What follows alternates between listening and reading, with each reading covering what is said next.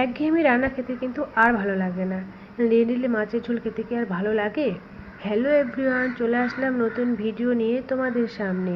আজকে আমি একটা রান্নার রেসিপি তোমাদেরকে শেয়ার করব। তো আজকে আমি কি রান্না করছি সেটাই দেখাবো। আজকে রান্না করছি আমি শাক দিয়ে মাছের ঝোল। তার জন্য ভালো করে মাছগুলোকে ধুয়ে লবণ হলুদ দিয়ে মেখে নিয়েছি। মাছগুলো ভাজা হয়ে গেছে আমার। আর এইদিকে আমি কেটে রেখেছি সবজি। তো সবজির মধ্যে আলু আর হচ্ছে লাউ শাক দিয়ে আজকে করব আমি মাছের ঝোল।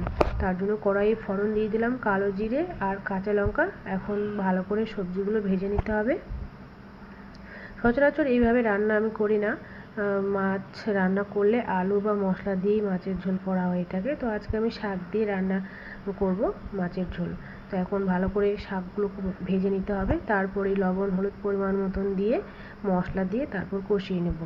তো একদম খুব সহজভাবে রান্নাটা আমি করছি, খুব কম তেল মশলায়, কারণ বাইরে প্রচুর গরম।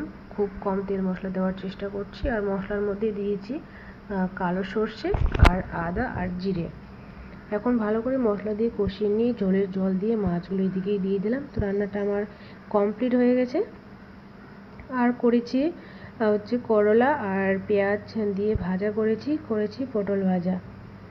বাস, আজ বেশি কিছু করিনি আজকে। আর এদিকে তো কুলের আচার ছিল, কুলের আচারটাও নিয়ে নিয়েছি। তো চলো বন্ধুরা, আজকে ভিডিওটা এই পর্যন্তই। সবাই ভালো থেকো, সুস্থ থেকো। সবাইকে টাটা।